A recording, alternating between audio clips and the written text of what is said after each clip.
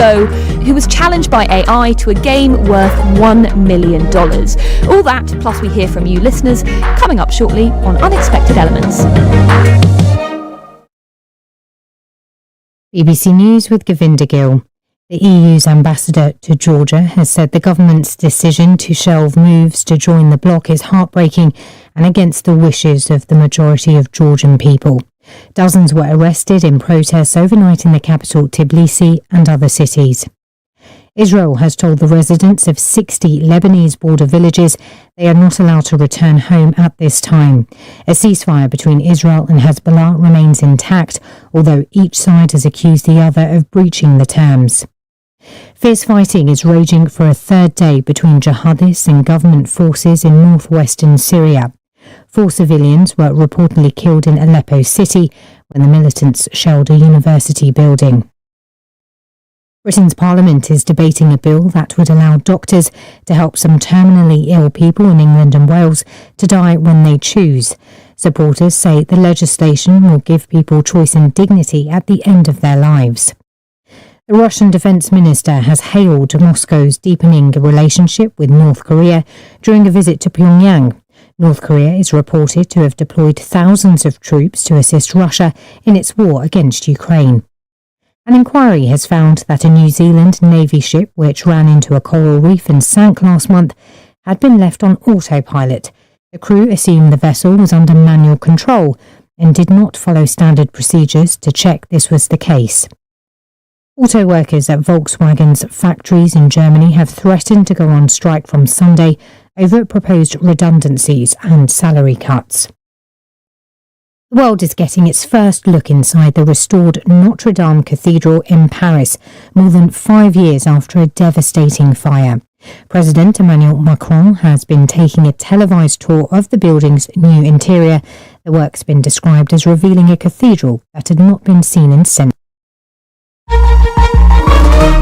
This is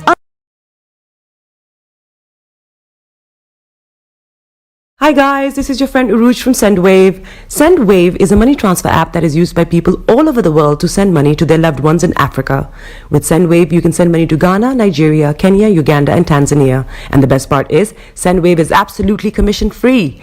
Our exchange rates are excellent. You can see for yourself by checking them out on our website. So how do you use SendWave? SendWave is an app that you can download onto your phone from the App Store or Google Play Store. The app is free to download. After downloading it, just open the app and enter your name, email, and phone number. That's it. You're good to go. Make sure you use the promo code SR. S for Star, R for Radio. This promo code will give you £5 free credit to send to Africa on your first transaction. Your money will be delivered to your recipient within seconds.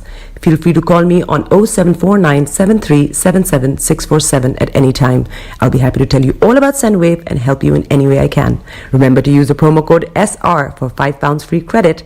Medasse. Hi there. Are you dreaming of owning your own house in Ghana? Then you will need a well-documented piece of land that is free from troubles. I highly recommend My Africa Property for any size of land that you will need. With My Africa Property, lands are available in Prampram, Sopoli, Tohenia, Ogome, Dodova, Winneba, and many other locations at affordable prices.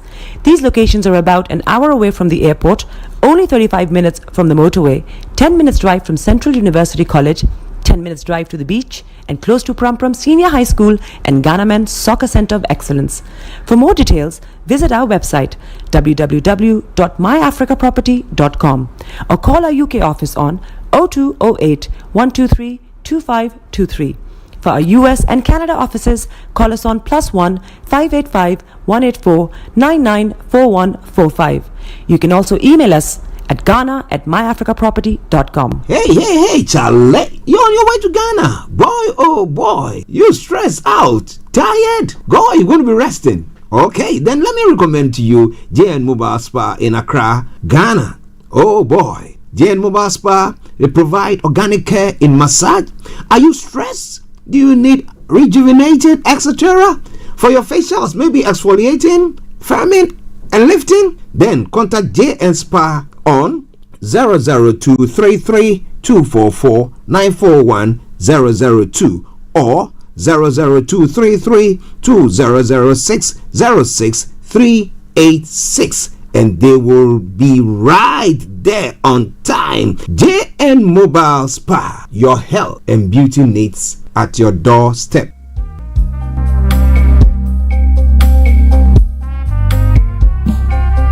Are you looking for the fastest, reliable, and trustworthy door-to-door shipment company? Well, look no further. When was the last time your family received a shipment back in Ghana on time and in time? You are not sure? Well, Lamb Shippers, we pride ourselves with being the fastest, reliable, and trustworthy shippers you can use. You are assured of prompt pickup anywhere in the UK by our personnel. They also make sure your items are well packaged to get to its destination in time. When it comes to door-to-door shipment, look no further. Well, Lamb Shippers, contact us on 07939009321 or 07498911820. Or you can visit our website www.welllamp.co.uk. You can also drop us a mail, info@welllamp@gmail.com. Well Lamp Shippers, fast, reliable, and trustworthy.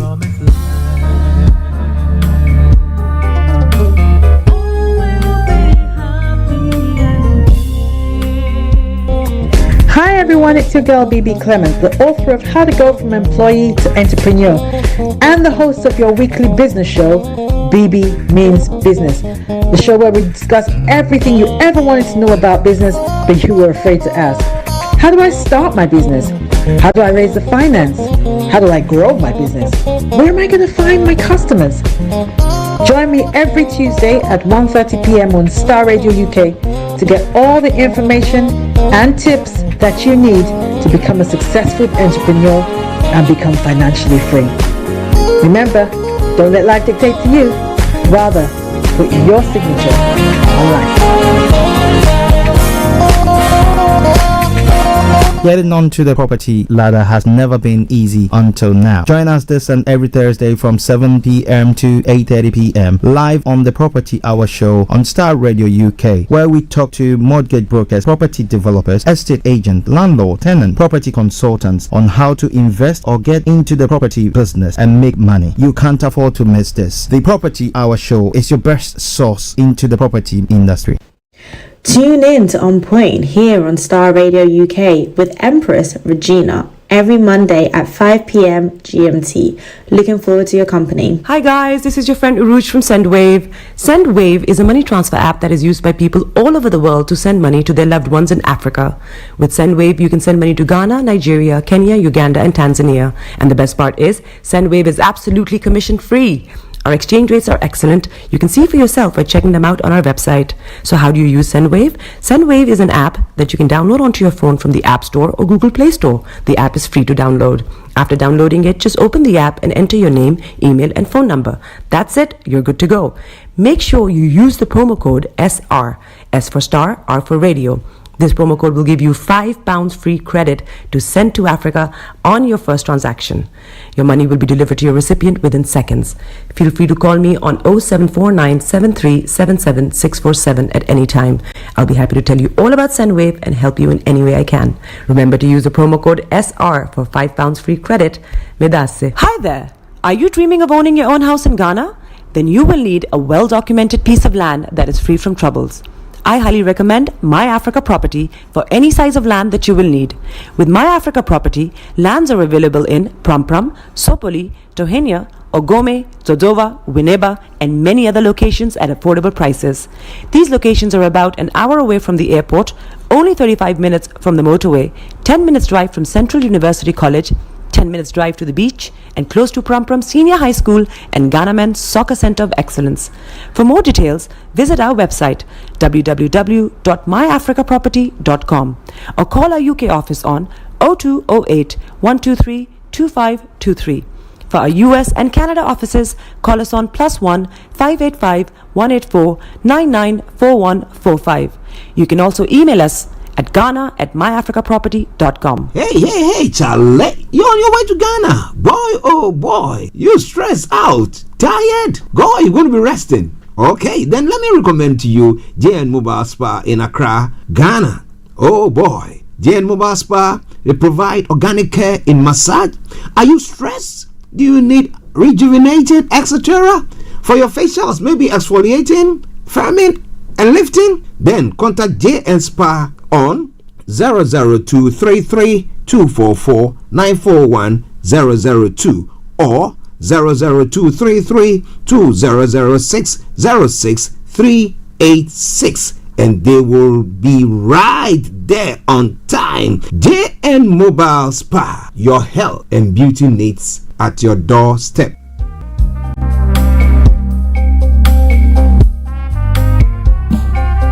Are you looking for the fastest, reliable, and trustworthy door-to-door shipment company? Well, look no further. When was the last time your family received a shipment back in Ghana on time and intact? You are not sure?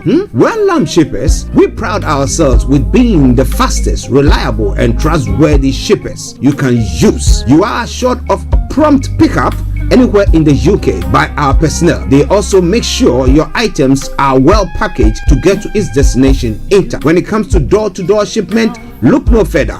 Well, Lamb Shippers, contact us on 07939009321 or 07498911820. Or you can visit our website www.welllamp.co.uk.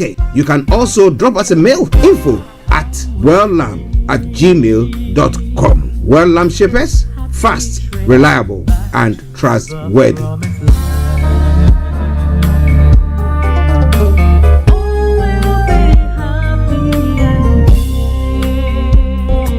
Hi everyone, it's your girl BB Clement, the author of How to Go from Employee to Entrepreneur and the host of your weekly business show, BB Means Business, the show where we discuss everything you ever wanted to know about business but you were afraid to ask.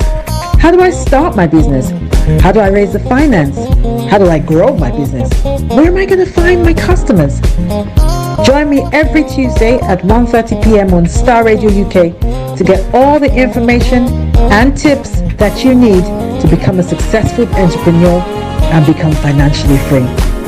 Remember, don't let life dictate to you. Rather, put your signature on life. Getting onto the property ladder has never been easy until now. Join us this and every Thursday from 7 p.m. to 8:30 p.m. live on the Property Hour Show on Starr Radio UK, where we talk to mortgage brokers, property developers, estate agents, landlord, tenant, property consultants on how to invest or get into the property business and make money. You can't afford to miss this. The Property Hour Show is your best source into the property industry. Tune in to On Point here on Starr Radio UK with Empress Regina every Monday at 5 p.m. GMT. Looking forward to your company. Hi guys, this is your friend Uruj from SendWave. SendWave is a money transfer app that is used by people all over the world to send money to their loved ones in Africa. With SendWave, you can send money to Ghana, Nigeria, Kenya, Uganda, and Tanzania. And the best part is, SendWave is absolutely commission free. Our exchange rates are excellent. You can see for yourself by checking them out on our website. So how do you use SendWave? SendWave is an app that you can download onto your phone from the App Store or Google Play Store. The app is free to download. After downloading it, just open the app and enter your name, email, and phone number. That's it. You're good to go. Make sure you use the promo code SR, S for Star, R for Radio. This promo code will give you £5 free credit to send to Africa on your first transaction. Your money will be delivered to your recipient within seconds. Feel free to call me on 0749 7377 647 at any time. I'll be happy to tell you all about SendWave and help you in any way I can. Remember to use the promo code SR for £5 free credit. Medasse. Hi there. Are you dreaming of owning your own house in Ghana? Then you will need a well-documented piece of land that is free from troubles. I highly recommend My Africa Property for any size of land that you will need. With My Africa Property, lands are available in Pram, Sopoli, Tohenia, Ogome, Dodova, Winneba, and many other locations at affordable prices. These locations are about an hour away from the airport, only 35 minutes from the motorway, 10 minutes drive from Central University College, 10 minutes drive to the beach, and close to Pram Senior High School and Ghana Men's Soccer Center of Excellence. For more details, visit our website www.myafricaproperty.com or call our UK office on 0208 123 2523. For our US and Canada offices, call us on +1 585 184 994145. You can also email us at ghana@myafricaproperty.com. Hey, Charlie, you're on your way to Ghana. Boy, oh boy, you stressed out, tired. Boy, you're going to be resting. Okay, then let me recommend to you JN Mobile Spa in Accra, Ghana. Oh boy, JN Mobile Spa, they provide organic care in massage. Are you stressed? Do you need rejuvenated, etc.? For your facials, maybe exfoliating, firming, and lifting? Then contact JN Spa on 00233 244 941 002 or 00233 2006 06386, and they will be right there on time. JN Mobile Spa, your health and beauty needs at your doorstep.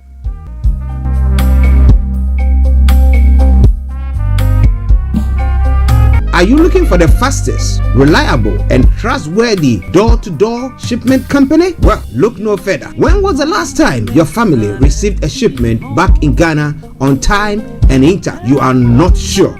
Well, shippers, we pride ourselves with being the fastest, reliable, and trustworthy shippers you can use. You are assured of prompt pickup anywhere in the UK by our personnel. They also make sure your items are well packaged to get to its destination intact. When it comes to door-to-door shipment, look no further. Well, Lamb Shippers, contact us on 07939009321 or 07498911820. Or you can visit our website www.welllamp.co.uk. You can also drop us a mail, info@welllamp@gmail.com. Well Lamp Shippers, fast, reliable, and trustworthy.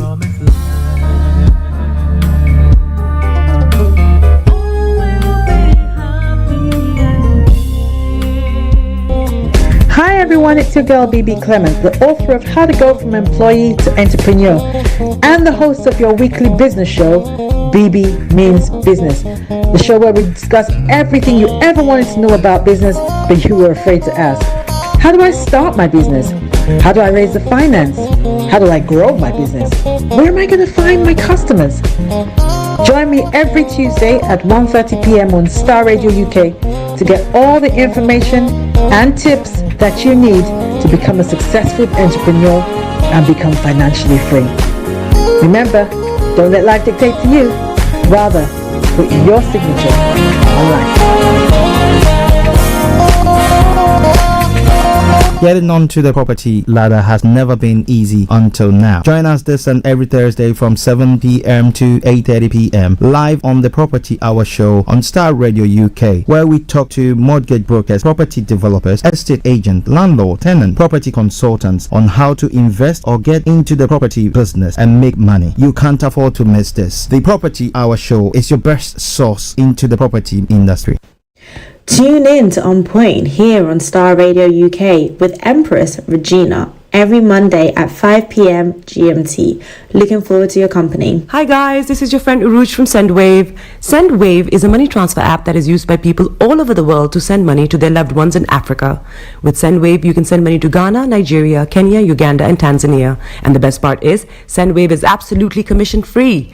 Our exchange rates are excellent. You can see for yourself by checking them out on our website. So how do you use SendWave? SendWave is an app that you can download onto your phone from the App Store or Google Play Store. The app is free to download. After downloading it, just open the app and enter your name, email, and phone number. That's it. You're good to go. Make sure you use the promo code SR, S for Star, R for Radio. This promo code will give you £5 free credit to send to Africa on your first transaction.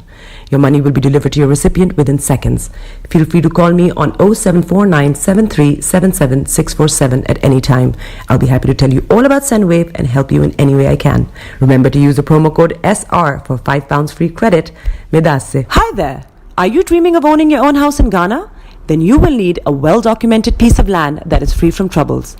I highly recommend My Africa Property for any size of land that you will need. With My Africa Property, lands are available in Pram Pram, Sopoli, Tohenia, Ogome, Dodoma, Winneba, and many other locations at affordable prices. These locations are about an hour away from the airport, only 35 minutes from the motorway, 10 minutes drive from Central University College, 10 minutes drive to the beach, and close to Prum Senior High School and Ghana Men's Soccer Center of Excellence. For more details, visit our website www.myafricaproperty.com or call our UK office on 0208 123 2523.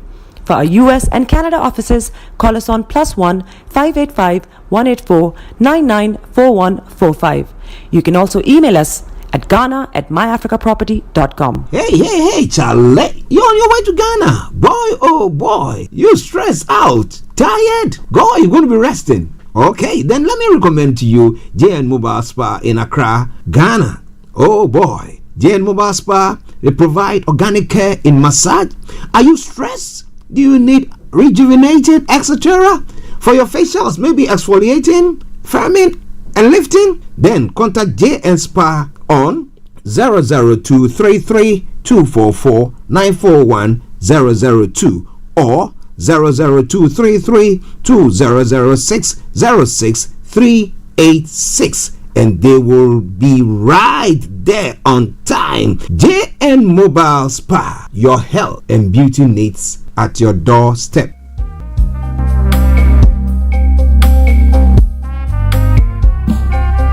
Are you looking for the fastest, reliable, and trustworthy door-to-door shipment company? Well, look no further. When was the last time your family received a shipment back in Ghana on time and in time? You are not sure?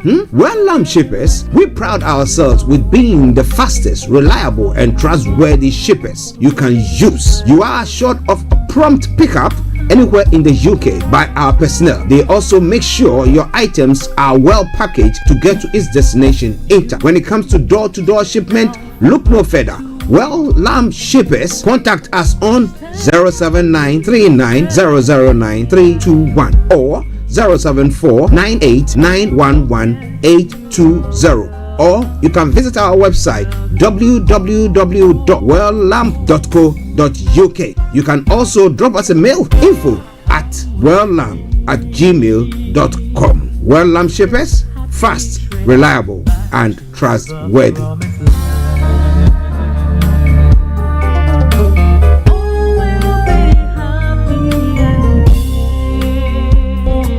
Hi everyone, it's your girl BB Clement, the author of How to Go from Employee to Entrepreneur and the host of your weekly business show, BB Means Business, the show where we discuss everything you ever wanted to know about business but you were afraid to ask. How do I start my business? How do I raise the finance? How do I grow my business? Where am I going to find my customers? Join me every Tuesday at 1:30 p.m. on Starr Radio UK to get all the information and tips that you need to become a successful entrepreneur and become financially free. Remember, don't let life dictate to you. Rather, put your signature on life. Getting onto the property ladder has never been easy until now. Join us this and every Thursday from 7 p.m. to 8:30 p.m. live on the Property Hour Show on Starr Radio UK, where we talk to mortgage brokers, property developers, estate agents, landlord, tenant, property consultants on how to invest or get into the property business and make money. You can't afford to miss this. The Property Hour Show is your best source into the property industry. Tune in to On Point here on Starr Radio UK with Empress Regina every Monday at 5 p.m. GMT. Looking forward to your company. Hi guys, this is your friend Uruj from SendWave. SendWave is a money transfer app that is used by people all over the world to send money to their loved ones in Africa. With SendWave, you can send money to Ghana, Nigeria, Kenya, Uganda, and Tanzania. And the best part is, SendWave is absolutely commission free. Our exchange rates are excellent. You can see for yourself by checking them out on our website. So how do you use SendWave? SendWave is an app that you can download onto your phone from the App Store or Google Play Store. The app is free to download. After downloading it, just open the app and enter your name, email, and phone number. That's it. You're good to go. Make sure you use the promo code SR, S for Star, R for Radio. This promo code will give you £5 free credit to send to Africa on your first transaction. Your money will be delivered to your recipient within seconds. Feel free to call me on 0749 7377 647 at any time. I'll be happy to tell you all about SendWave and help you in any way I can. Remember to use the promo code SR for £5 free credit with access. Broadcasting live online. Body is your man. Bekutu, show them you got the cocoa set. Ladies and gentlemen, it's your boy Harrison, aka Mr. Songs. This is the Kingmaker Baba for the girls. We're here. This is Star Radio. Don't go nowhere. UK, London. We they call them London for home. For here, we they call them London. And I sabi you know, just have fun and stay blessed. The best radio show. Broadcasting worldwide, online 24/7. All around the world. In your car, At work, at home, on your smartphone. This is Star Radio UK. Turn it up. 10, 9, 8, 7, 6, 5, 4, 3, 2, 1. Smile, though your heart is aching. Smile even though it's breaking. When there are clouds in the sky, you get by. If you smile through your fear and sorrow, smile and maybe tomorrow you find that life is still worthwhile if you just smile. Hey, this is Archie and you are listening to Star Radio UK and the Morning Show.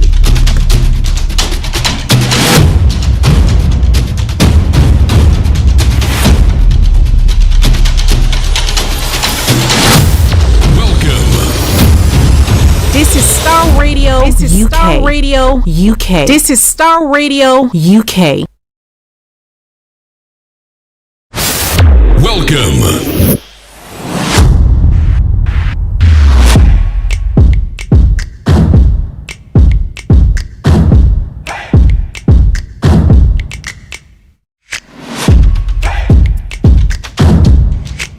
Broadcasting worldwide, online 24/7. Enlighten your day with Star Radio.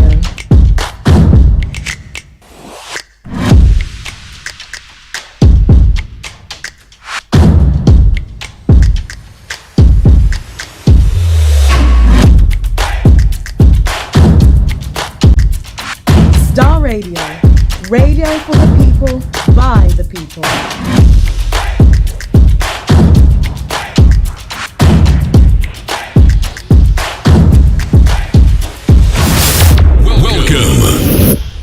Hello, good morning, good afternoon, good evening, good dawn to you wherever you might be on planet Earth and those of you on other planets as well. I want to salute each and every one of you and welcome you all to the Star Radio UK Friday edition of the morning show. Today is Friday, the 29th day of November, the year 2024, exactly at 11 o'clock. And I remain yours sincerely, the one and only.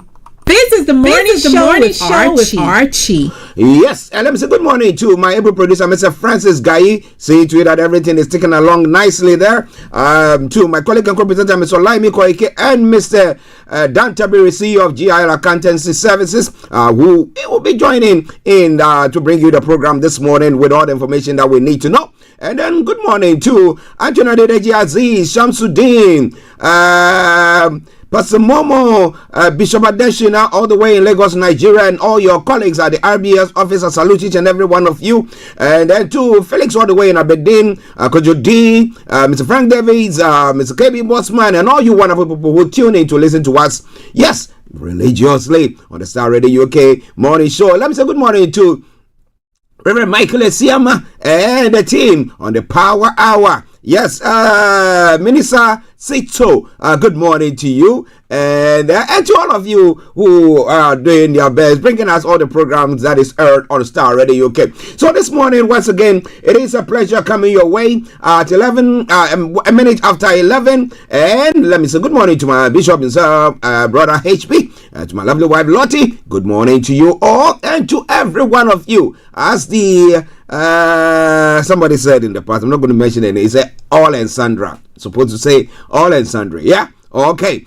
So good morning and welcome to the program. You know what? Do me a massive favor. Share the broadcast with your friends and loved ones and invite them to like our pages.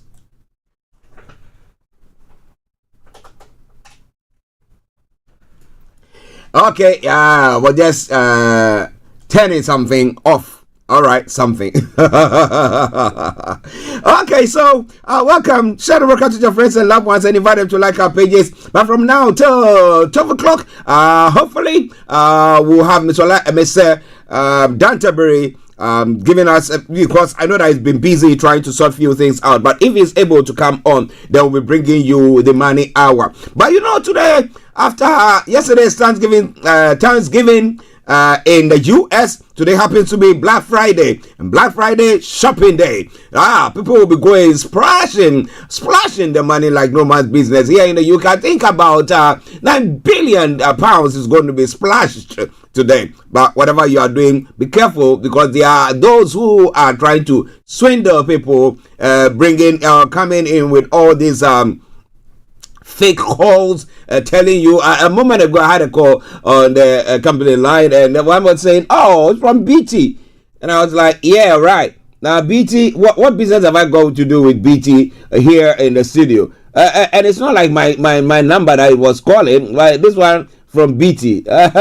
And then it just hung up, because you could tell from my voice that this man is not for turning. Well, so you have to be cautious. This morning too, I had some information coming through from Ghana as well, where they were talking about the fact that when you go pick Uber, you book the Uber, and they are doing all sorts. And then the Uber driver that's supposed to come and pick you up was on their way, midway or almost, when they've almost gotten to your place, they decide to not come again. Another car comes and they say, well, you cancel the first one, and therefore they are surcharging you for the. So it's all sort that is going on, but you have to be wise. Yeah, okay, be wise.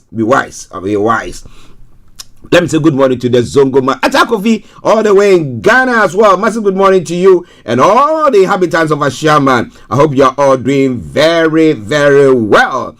Okie dokie do, Star Radio UK. I remain yours sincerely, the one and only Archie, and let's crack on. So I'm going to bring you the quote for the day, the weather forecast to follow suit, then the travel update. We'll move on from there to have to look at some of the stories making the rounds this morning across the globe. That is known as Global Trotting. And after that, we continue to bring you the details of the stories, mainly from Nigeria, then to other parts of Africa, to Ghana, to other parts of the world, and then finally we land here in the UK, where we'll bring the program to a close. By the quarter to 12, we'll be opening the lines. But fortunately, if we are fortunate to have our own man, Mr. Dan Tabiri, if not, we'll be bringing you something pertaining to what? Those who are trying to outwit us with our monies, right? Good. I'll be telling you more about that. My producer is saying that we could bring that one to help advise people to make them cautious or conscious of what is going on around them.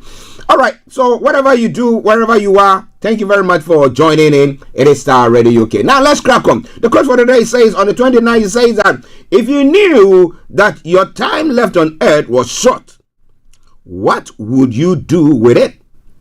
Do something in that direction today. If it happens that maybe today is my last day on earth, what do I intend? Who would I intend to do good to? And how will I live my life? Would I go and look for my enemies and then, or just be nice with everybody? As the Zongo man says, be nice to your neighbors. What do you think is going to happen there? But, well, we're going to be telling you more about all that. So wherever you are, don't tag that down. It is Star Radio UK. It is your favorite African and Caribbean radio station in London. Let me hear from you what you think about this quote for the day. All right then. So now let's go on straight to the weather front. Well, Yesterday and today we've had it seems I'm going to be having some nice weather coming in. However, I think it goes down a bit over the weekend, and then come Monday, I think we're going to be having some cold coming in again. But you know what? Let me tell you more about that and what is happening over the weekend.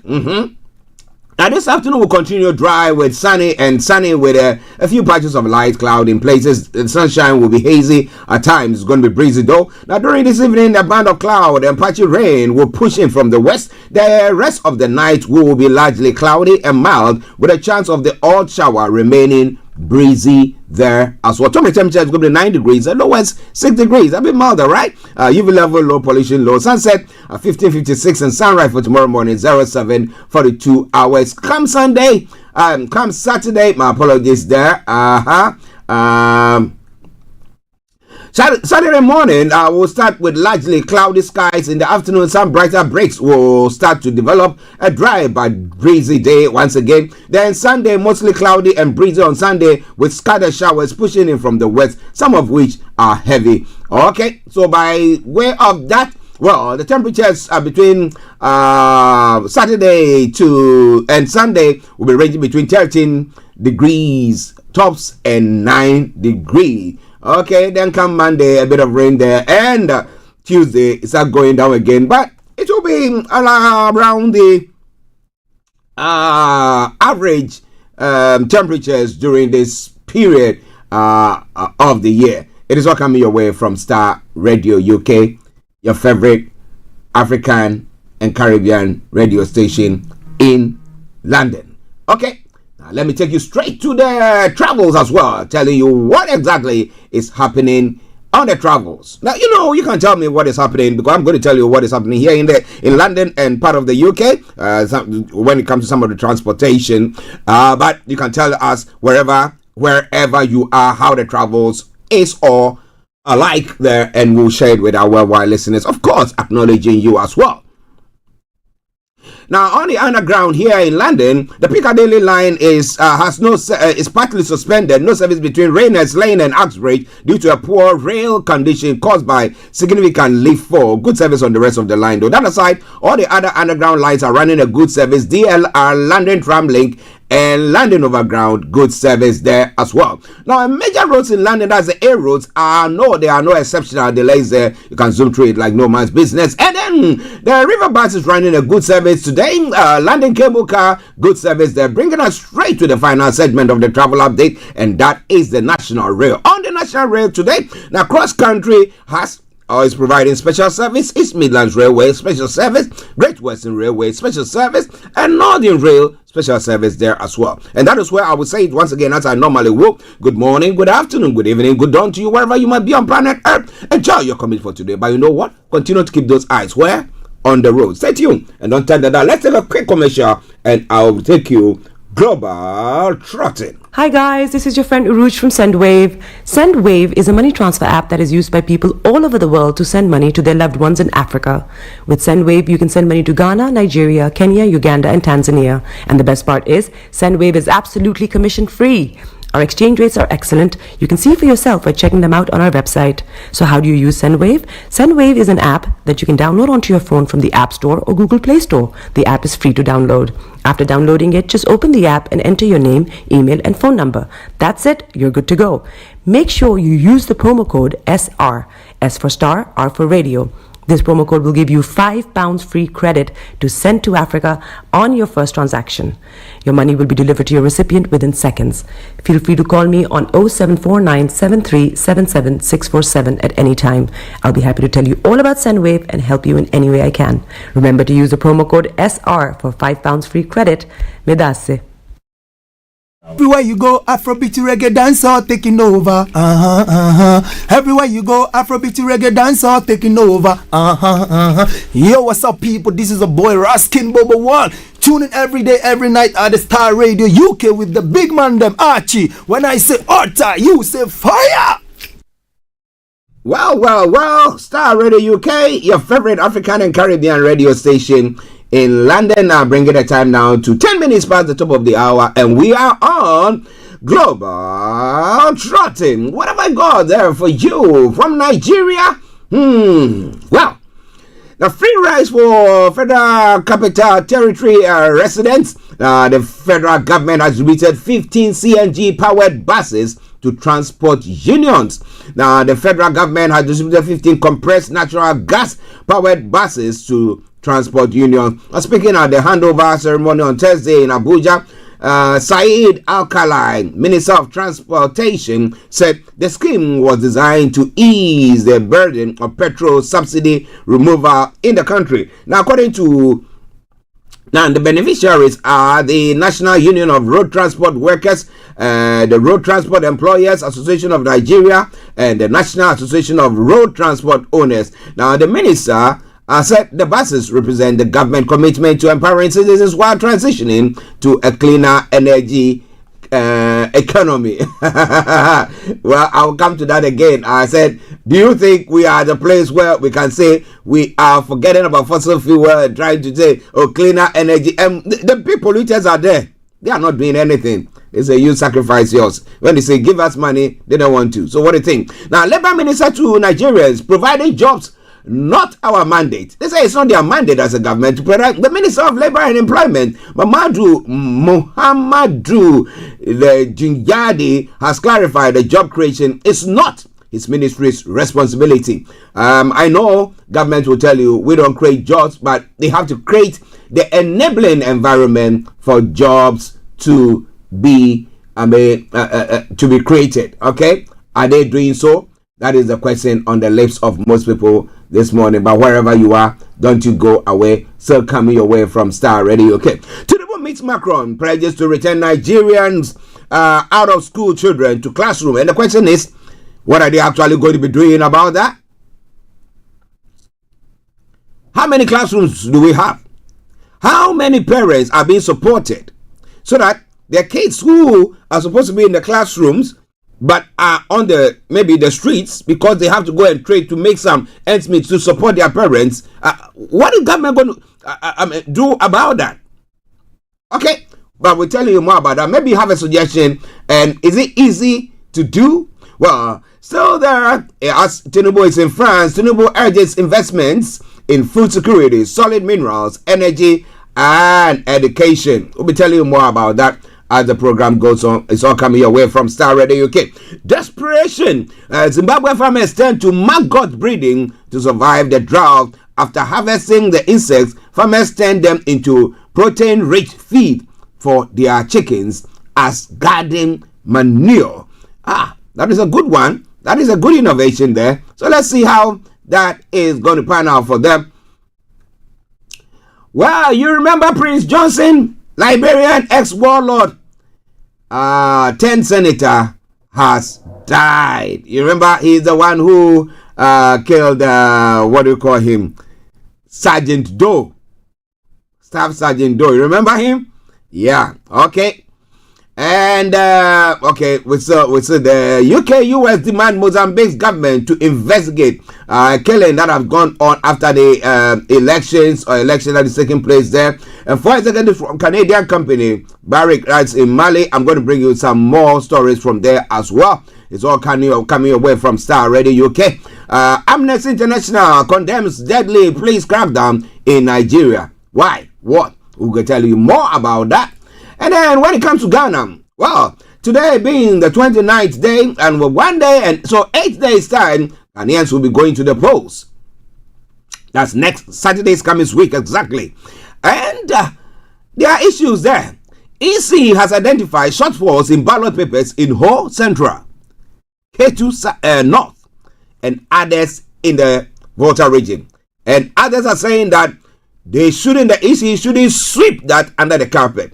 You remember another election that took place, and where we had a whole community, they didn't have the chance to vote for their parliamentary representative.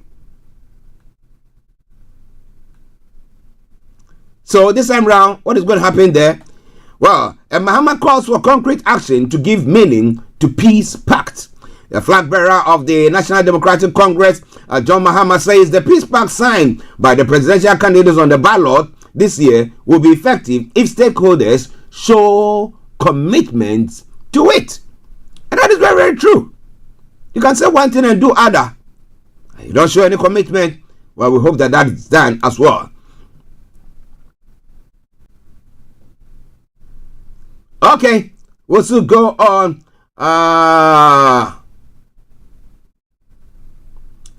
Another swap against government. 2.5 billion Ghana cedis wasted on NAPCO could have created 482,000 sustainable jobs and generated billions of cedis for the nation. Ewia Dako is saying. What is it all about? We'll try to see whether we can get that to you as well. It's all coming your way from Starr Radio UK. EC report ballot paper shortage in 5 constituencies across the Volta region. Why? Okay, police won't be the source of any disturbances to tarnish Ghana's peace. The IGP has said there as well. And then, well, the NDC reaction to that said, don't sweep cause of ballot paper shortages in Volta region under the carpet. NDC to the EC. Why? How come that there is ballot paper shortages? Don't they know how many people who are on the electoral roll there? How did they print it? So what are they going to do now?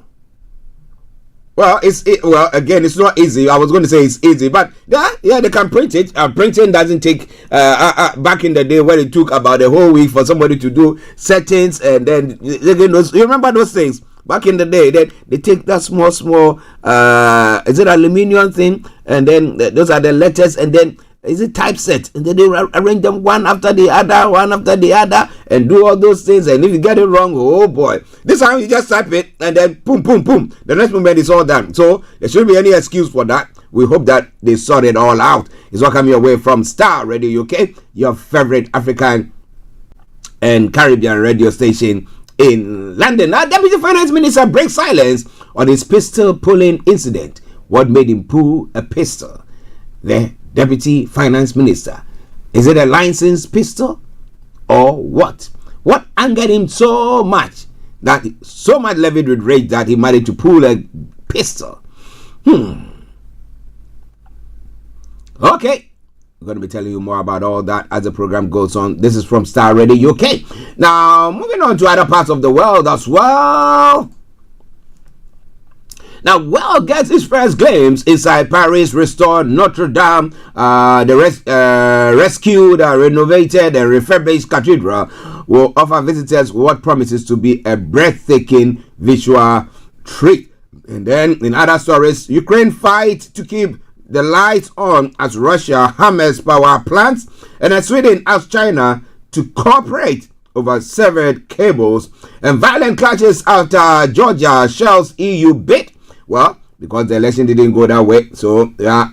And families return to destruction in southern Lebanon. Some of the stories making the rounds there. And in China sentences journalists to jail on spy charges. Well, it's all coming your way from Starr Radio UK. Well, Chad has also cut military agreement with France. So, like I said, the former French colonies seem to be drifting away from their former colonial masters. What is that? Now they are eye-open. We said, well, earlier on, they said you have to deposit some of your monies in our covers here, and then when you want a loan, you come, and then all those agreements, and now they all say, to hell with you, we're not going to be doing that.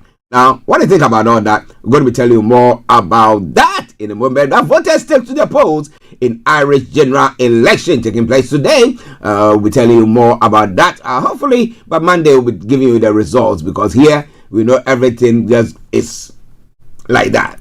In other stories, lead Beaters says assisted dying will give choice as Abbott fears safeguards won't be enough. But yesterday I did talk about the fact that when it comes to people who are having end of life treatment, I mean, how they are going to be treated, places where they could be,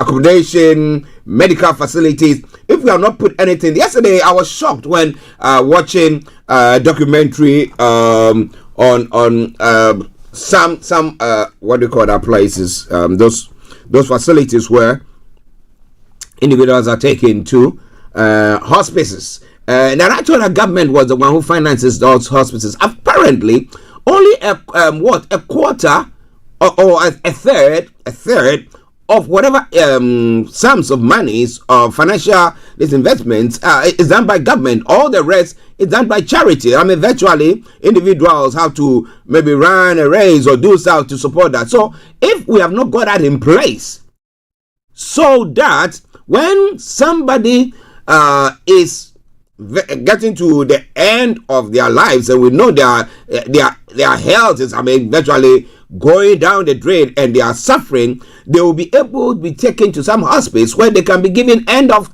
life care the way it's supposed to be. But if they're not going to be getting that, do you think that it is easy for you to sit down and watch your family, a loved one, going through the pain, not only a day and then it's tomorrow it's okay, but continuously for weeks, for months, and maybe some go on for maybe up to a year plus?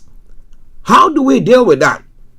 Well, they will tell you, religious people will tell you that, well, life is not yours to take, so you have to stick in there and take the pain. Now, everybody says stick in there, take the pain. Are we going to be able to administer to these individuals high or strong pain relievers to help them, fight this pain? Well, those are some of the things. But again, I seem to understand where some people are coming, those who are against are coming from, saying that, you know what, if this is given, it's just a matter of time. Some people, because families think that, as for this one, we don't care, we've had enough, and all those things, and they become so let's let the person just, and then individuals who don't want to be a burden on their families will decide, let's go bump ourselves or get anything, this assisted dying thing, and then they will just, because they think they don't want to be a burden on their families. But if we want to show love, then we have to do it. And if government wants those who are advocating for people to for that bill not to go through, the assisted dying bill not to go through, we'll have to now advocate or campaign that government will put more money in there so that end of life treatment will be good. When people are taken to the hospices, they will get a very nice treatment. At least I have a place where their families can come to them, and then they can get to a place where when they get to a point where they have to die, they know that they've died in peace and the pain was manageable. The Minister for Transport, Louis Hay, has quit after fraud offences had been revealed. A man charged over shooting of girl 8 and the father. And those are some of the stories making the round this morning. And a girl has been charged with the murder of a homeless man. These stories and more going to be coming your way this morning. Wherever you are, don't touch the dial. This is Starr Radio UK. Let's take a quick break. Not a quick one. Okay, a commercial break. And once we come back, I take you or bring you all the details of the story. Stay tuned and don't touch the dial. Hey, Charlie. You're on your way to Ghana. Boy, oh boy. You stressed out. Tired? Go, you're going to be resting. Okay, then let me recommend to you JN Mobile Spa in Accra, Ghana. Oh boy. JN Mobile Spa, they provide organic care in massage. Are you stressed? Do you need rejuvenated, etc.? For your facials, maybe exfoliating, firming, and lifting? Then contact JN Spa on 00233244941 002 or 00233200606 and they will be right there on time. JN Mobile Spa, your health and beauty needs at your doorstep. Welcome back to the program. This is Starr Radio UK at 11:25, and let's crack on. Don't you worry, at it, and I'm going to bring you all the music that you want to enjoy. Yes, sir. All right then. So, from Nigeria, where we are cracking up from. Now, free rides for FCT residents.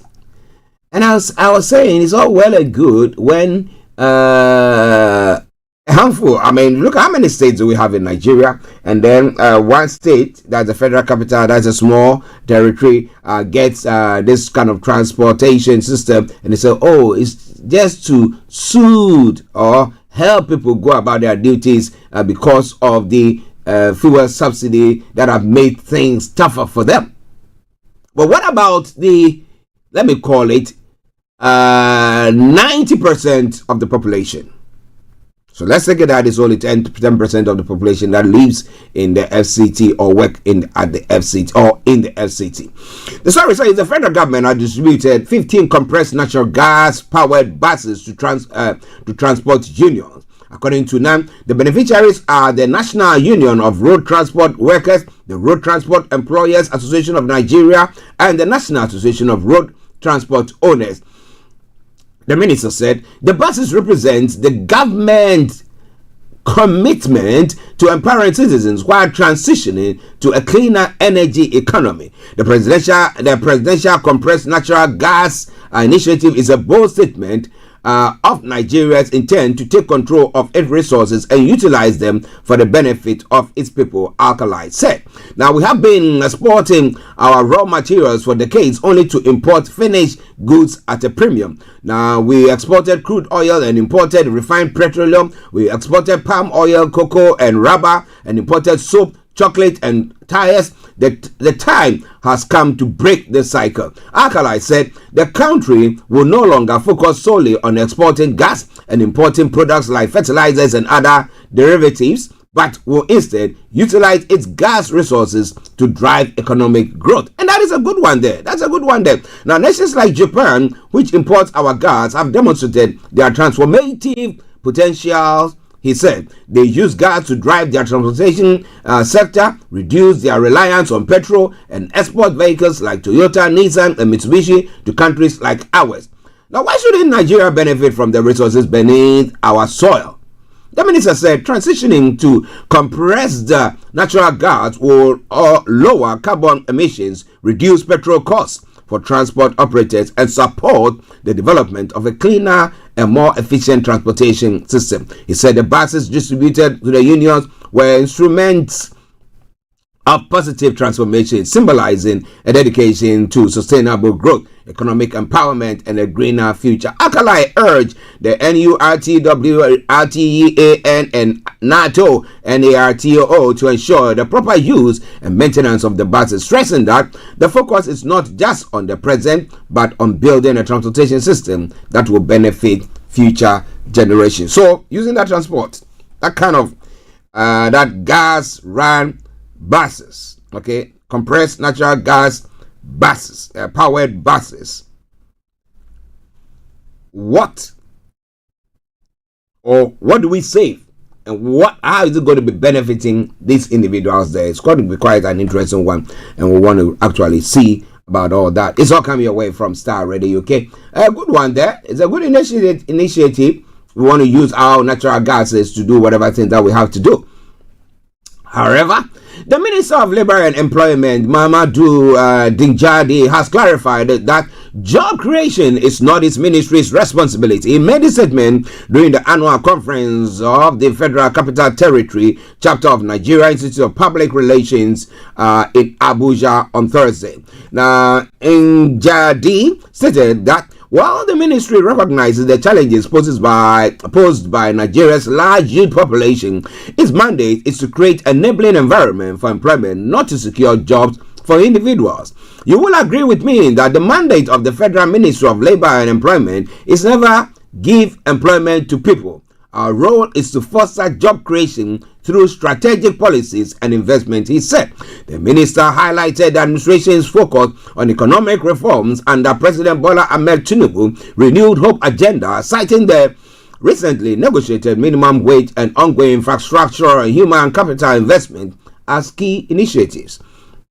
On his part, Sunday Dare, the special advisor to the president on media and public communications, assured Nigerians that despite the current economic hardship, the Tinubu administration's reforms are beginning to yield results. Now, I want to see somebody who, some way, somehow, has gotten something out of that. Let's see if there is anybody who can attest to that. Because when we have officialdom just come and say, yes, we are seeing results. Oh, yes, we are seeing results. But when it comes to actuality, people say otherwise. Well, we are churning people through the education machine or system. So lots of people go into the universities and they are all educated, well-educated people, and they are living at home, not doing anything, and they have to either find ways and means and some criminal modes to be doing stuff like that. Now, in a dialogue with the French president, Emmanuel Macron, at the Palais des Élysées in Paris, President Bola Tinubu on Thursday reaffirmed his administration's commitment to prioritizing education for Nigerian children.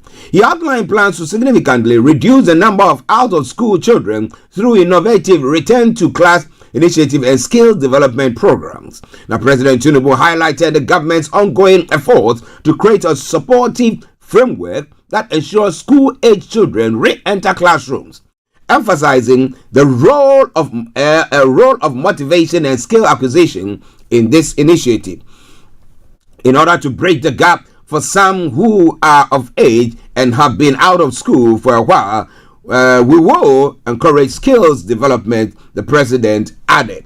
Now, he says, accompanied by his First Lady Senator Oluremi Tinubu, the president stressed to President Macron and First Lady Brigitte Macron that Nigeria's developmental potential hinges on a well-educated populace. The insecurity in some parts of the country makes it hard for children to return to school, but we are gradually repopulating the classrooms, and we need skills development to bridge the gaps, the president stated. President Tinubu highlighted the notable progress in enhancing security across Nigeria, employing kinetic strategies as part of the peace building process. In a quote, he said, with some more efforts, we'll be able to get some level of stability. We had a very good harvest this year, and as soon as more farmers can go back into the farm, we will have more stability in harvest and supply, he said. So that's a good one there. They're getting good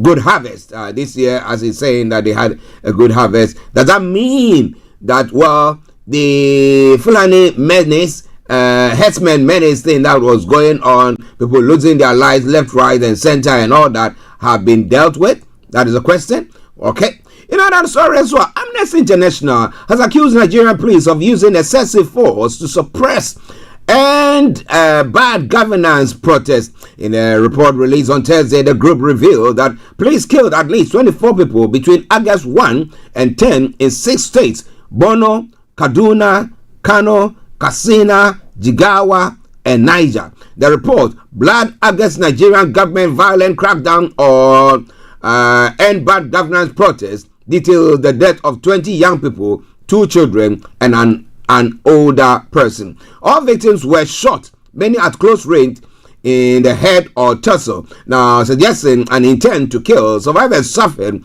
gunshot injuries as were harmed by tear gas. Now, security forces used their ammunition on peaceful protests, showing a shocking disregard for human life, said Isa Zanuzi, Amnesty International's Nigeria director.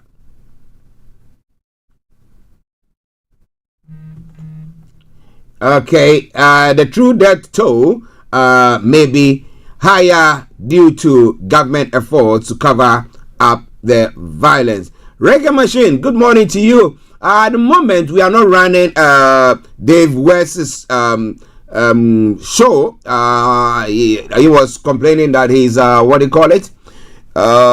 his Facebook page is gone or something. So I think you have to get in touch with him. Reggae Machine there. Okay, but if anything, we can let him know. We'll send that information to him that you were asking of him. But once we get things together nicely, we should have him on board. All right then. Starr Radio UK, your favorite African and Caribbean radio station in London. Bringing the time now to exactly 11:35, and it is the Starr Radio UK Friday edition of the morning show. Now let's go to the final story from Nigeria, and then we will go to other parts of the world as well. The President Bola Tinubu yesterday affirmed Nigeria's commitment to enhancing cooperation in key sectors such as food security, energy, solid minerals, education, and defense during a high-profile meeting with President Macron. He is on a 3-day or 4-day visit to France, and he's doing all that. But the question is, are we going to allow advanced countries to buy our raw materials,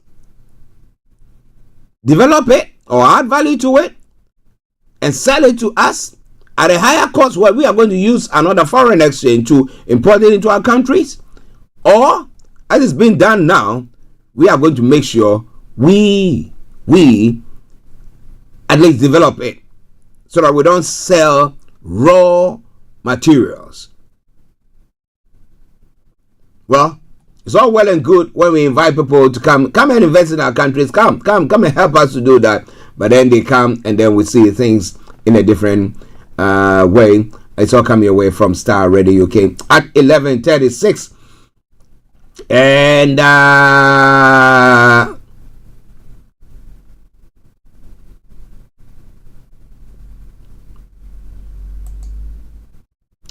okay. Now, vote counting is underway in Namibia after what was widely seen as the most fiercely contested election in the case. There were long queues outside polling stations throughout the day on Wednesday as the country's youthful population cast their ballots for a new president and parliament. Now, voting closed at 9 in the evening local time, and initial figures suggest that there was a high voter turnout. The Southwest Africa People's Organization SWAPO, which has ruled Namibia since leading it to independence from apartheid South Africa in 1990, has faced a tough election. But if it wins, its presidential candidate, Vice President Netambo Nandi Ndaitwah, will become the country's first female leader. In the run-up to the polls, however, analysts said there was a strong possibility that SWAPO could be ousted by young people who make up 64% of registered voters. They are fed up with high levels of unemployment, inequality, and corruption allegations and want change. To be elected president, a candidate must get more than 50% of the vote, or there will be a run-off. Well, so we'll be waiting for the results to come through, and I'll be telling you more about the move there.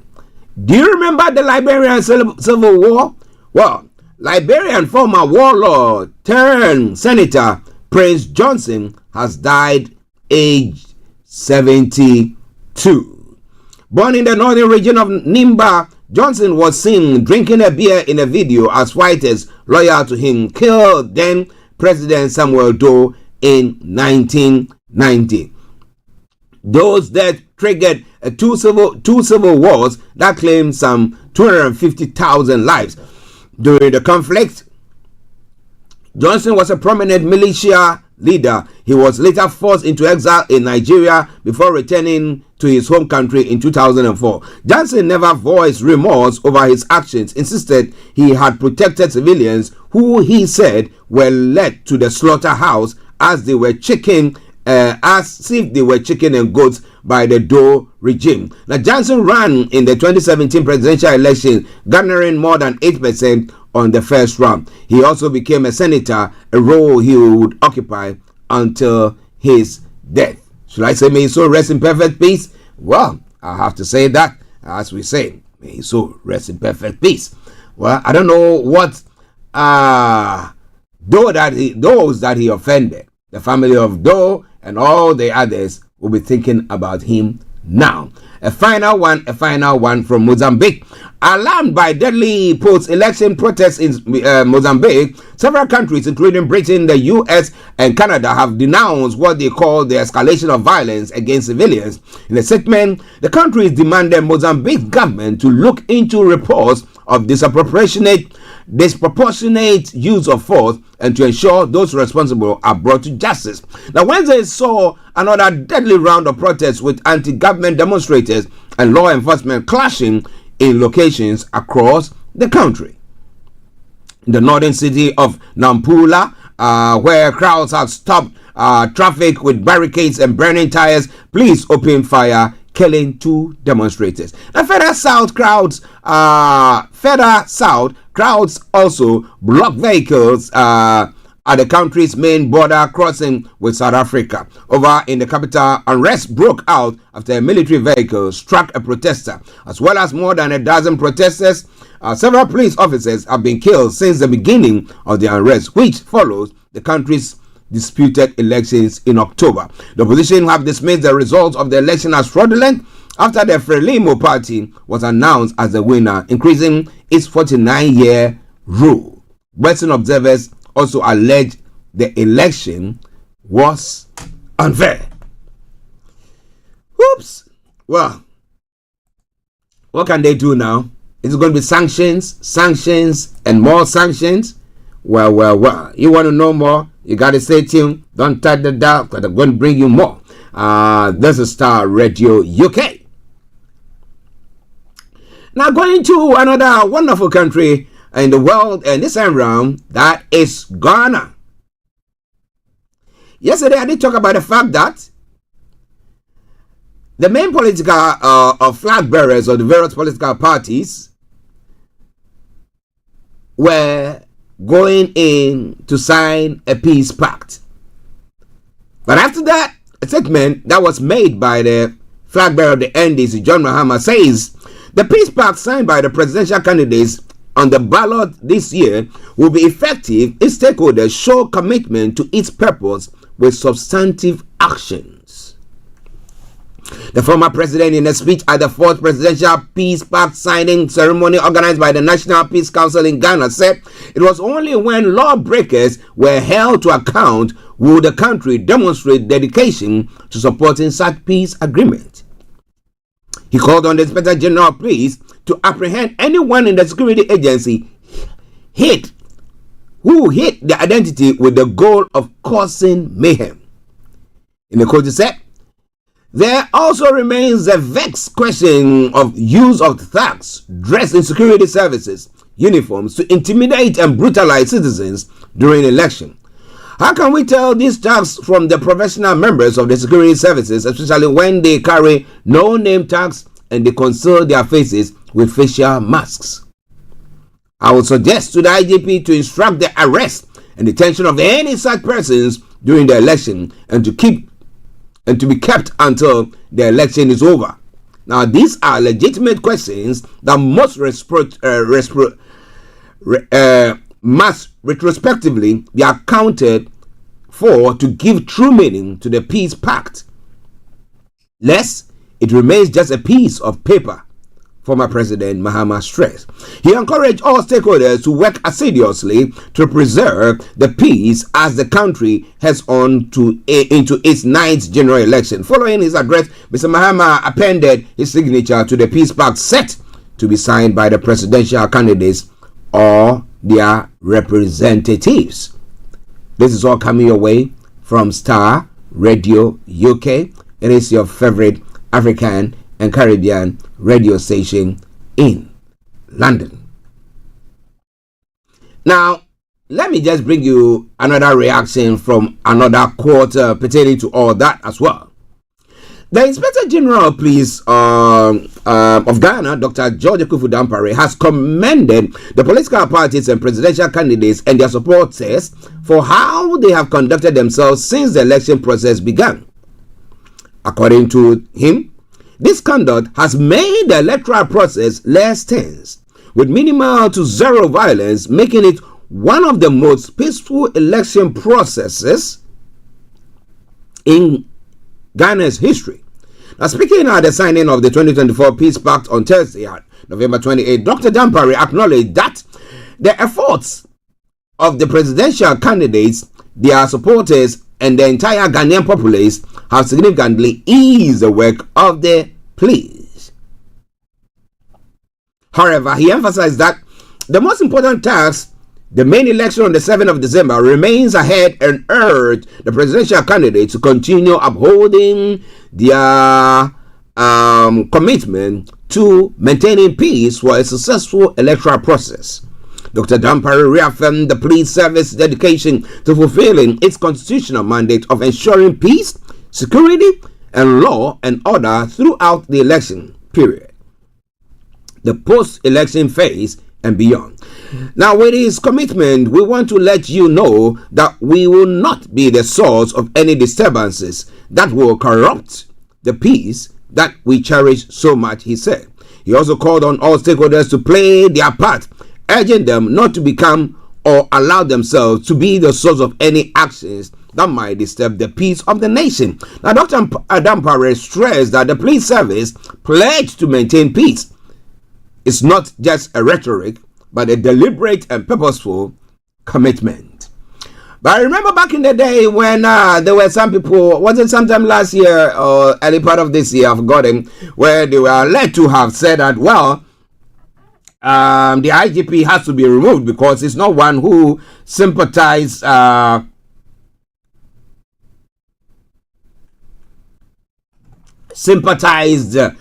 with the ruling government, and will not allow them to go about stealing ballots and doing all the bit that they normally do, stuffing and everything. I mean, when they have to come to rigging of election, and therefore some were trying to push that he will be removed from office. However,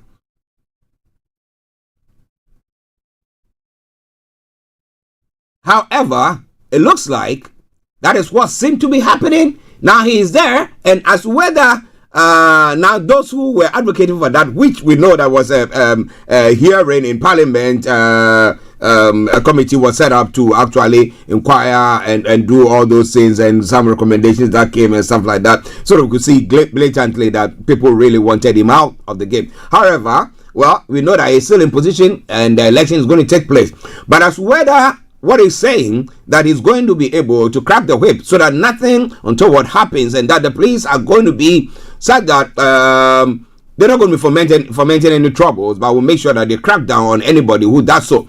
But a statement or a point that the former president, a flag bearer of the NDC, John Mahama, made during the peace pact signing said that now there are those who come in with all those balaclava covering their faces, no name tags, and wearing security or military apparel or police where they are saying they are SWAT or whatever. You can't see their faces, and then they are the ones who sit to intimidate people and do all stuff. Now, how is he going to see to address that issue? Are they going to be able to apprehend them? Because there been a by-election that brought about something, a sentiment where some people came in, whether they are SWAT or whatever, wearing is it military apparel or whatever uniform that they were wearing with balaclavas, and start beating people up and doing all stuff that I mean, Yawasu war gone by-election thing. And everything that had gone on there. So actually, you look at the whole thing and you ask yourself the question, is it easier said than done? But, so, coming your way. The Electoral Commission has reported a shortage of presidential and parliamentary ballot papers for 5 constituencies in the Volta region. Let's take a quick break. I come back, I'm going to tell you more about that as well. Because we're going to look at what happened at the in the Volta region during the last election, general election, where a community voted for the presidential candidate, but they didn't have anybody. They didn't have the chance to vote for a parliamentary candidate. Now they're talking about a shortage. Don't they have statistics? And based on what statistics are they using to print all this? You want to know more? Stay tuned. Don't go away. Starr Radio UK. Hey, Charlie. You're on your way to Ghana. Boy, oh boy. You stressed out. Tired? Go, you're going to be resting. Okay, then let me recommend to you JN Mobile Spa in Accra, Ghana. Oh boy. JN Mobile Spa, they provide organic care in massage. Are you stressed? Do you need rejuvenated, etc.? For your facials, maybe exfoliating, firming and lifting? Then contact JN Spa on 00233 244 941 002 or 00233 2006 06386, and they will be right there on time. JN Mobile Spa, your health and beauty needs at your doorstep. Hi guys, this is your friend Uruj from SendWave. SendWave is a money transfer app that is used by people all over the world to send money to their loved ones in Africa. With SendWave, you can send money to Ghana, Nigeria, Kenya, Uganda, and Tanzania. And the best part is, SendWave is absolutely commission free. Our exchange rates are excellent. You can see for yourself by checking them out on our website. So how do you use SendWave? SendWave is an app that you can download onto your phone from the App Store or Google Play Store. The app is free to download. After downloading it, just open the app and enter your name, email, and phone number. That's it. You're good to go. Make sure you use the promo code SR. S for Star, R for Radio. This promo code will give you £5 free credit to send to Africa on your first transaction. Your money will be delivered to your recipient within seconds. Feel free to call me on 0749 7377 647 at any time. I'll be happy to tell you all about SendWave and help you in any way I can. Remember to use the promo code SR for £5 free credit. Medasse. Everywhere you go, Afrobeat reggae dancehall taking over. Everywhere you go, Afrobeat reggae dancehall taking over. Yo, what's up, people? This is a boy Raskin Bobo One. Tune in every day, every night at the Starr Radio UK with the big man them Archie. When I say Orta, you say fire. Welcome back to the program Starr Radio UK, your favorite African and Caribbean radio station in London. At 12 o'clock, I will be bringing you a pre-recorded version of the Money Hour, and all to do with those who want to go behind it, call you a phone and say, yeah, you know what, I'm calling from this and there's a meeting and I'll give you a code and blah blah blah. Especially when you belong to some group, yeah. But as we've said, there are no meetings nowhere. And if you were supposed to have a meeting, the one who hosts the meeting will have sent you a link, and then you can click on it, right? Or the group link. You know that by this time you should know the code that you use, if it's Zoom or Teams or whichever. Yeah. Okay. All right then. So let's go on to Ghana, as we were saying. Is it Akpafo? Lolobi? I've forgotten the name of the other. But information coming through says that the Electoral Commission has reported a shortage of presidential and parliamentary ballot papers for 5 constituencies in the Volta region. How come? The affected communities are Ketu North, Ho Central, Hohoi, and Ho West. The commission says it has moved swiftly to address the issue, planning to print additional ballots at Axe Commercial Printing House. In an official letter sent to representatives of the all presidential candidates, the EC outlined its plan to resolve the shortfall. It's confirmed that additional ballot papers will be printed and distributed in time for the election. The printing process will take place in Accra at Axe Commercials, with the aim of ensuring no disruption to the electoral process. To maintain transparency and ensure accountability, the EC has called on all political parties and independent presidential candidates to send 2 representatives each to observe the printing. Now, according to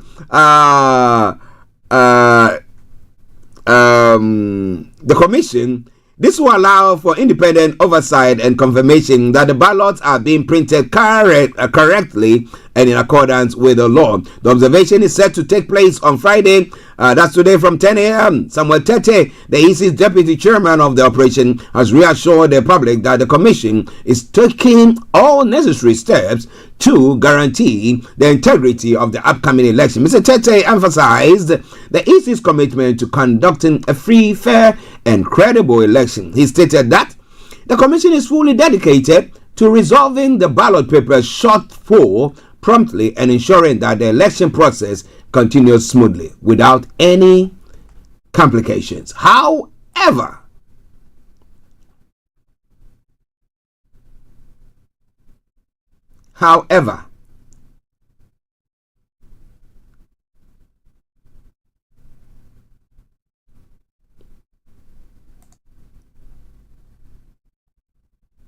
Just bear with me because I'm trying to get that story, the however story.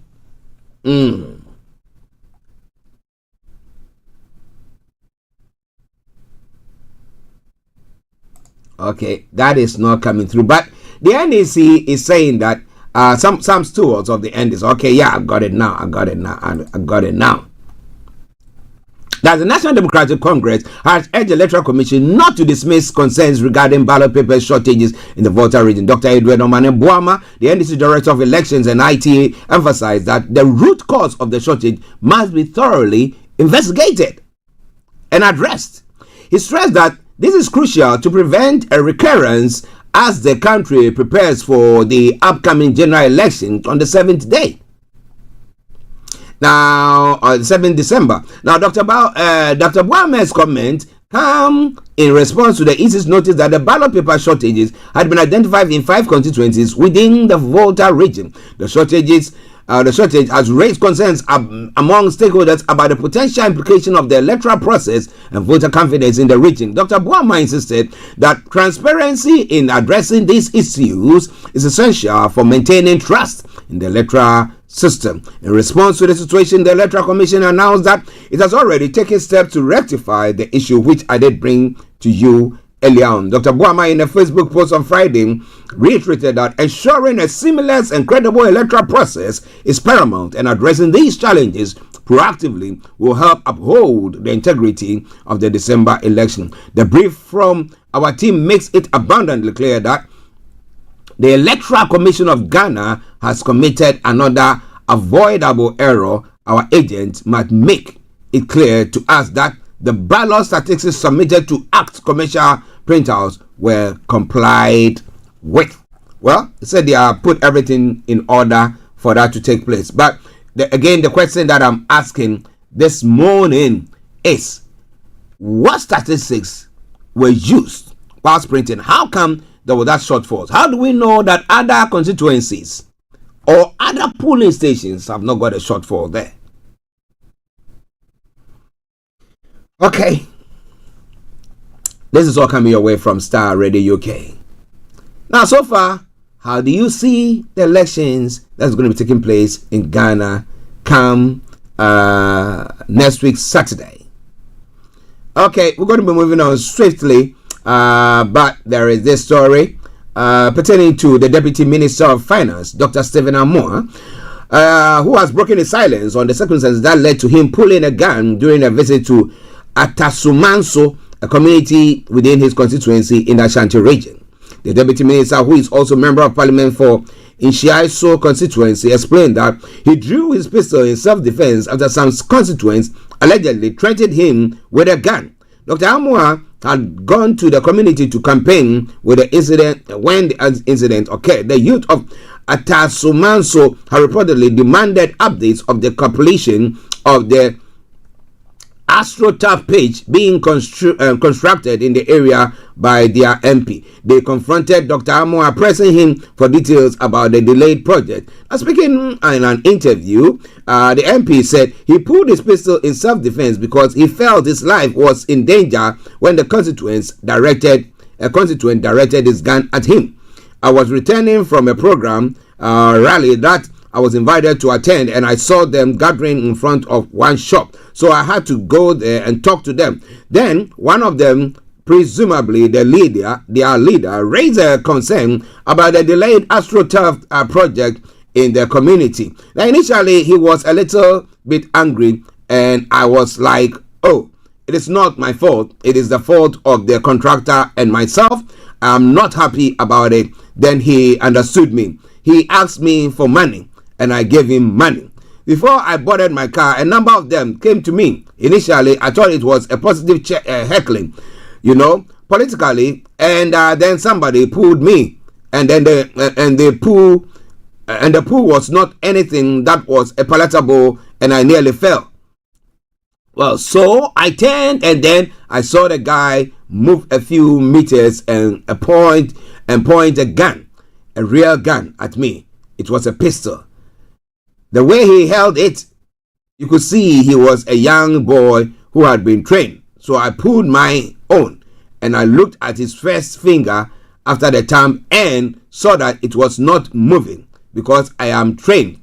Anybody with a pistol, once he points the pistol at you and sees his finger after the gun moved, then he is ready to shoot. He didn't do that and ran away. And I also went my way. There has been recent craze among Kumasi youth who have been excitedly playing with toy pistols in recent days. The development the police service has warned against, but Dr. Amwa has rejected, suggesting that that what was pointed at him was a toy gun. So he pulled his pistol. But the question is this pistol registered? Self-defense, but is your pistol registered? If it's registered, that's a different ball game. But again, well, he's saying his life was at risk, and that's why he did so. Ladies and gentlemen, Starr Radio UK, while we prepare ourselves to cross over to bring you one of the discussions that we've had on Starr Radio UK, which I think is suitable for this time. I will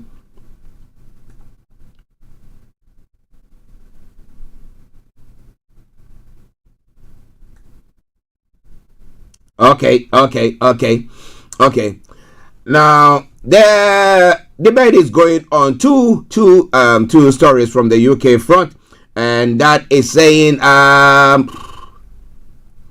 Louise High has resigned as Transport Secretary after it emerged she pleaded guilty to a fraud offense a decade ago. Now Downing Street has named Justice Minister Heidi Alexander as the new Transport Secretary. Now, Hay has admitted telling police in 2013 she had lost her work mobile phone in a mugging, but later found it and it had not been taken. She was given a conditional discharge by magistrates following the incident, which happened before she became an MP. Hay is the first resignation from Sir Keir Starmer's government, and the 37-year-old said her appointment as the youngest ever female cabinet minister remains one of the proudest achievements of her life.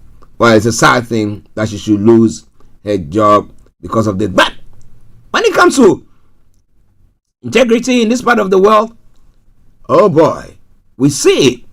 But when it comes to Africa, what do we see? Ladies and gentlemen, we're going to take a musical break, and I will take you to where? The Money Hour. So stay tuned. Don't you go away. The Zongo man says, use the ballot box, because I know Ghanaians are going to the polls, and well, you can only use your ballot box, right? Yes, to get whatever you want. And give the politicians a bloody nose. Those who have not delivered, those who fail to deliver, give them a bloody nose. Give them a bloody nose for me. It's all coming your way from Starr Radio UK.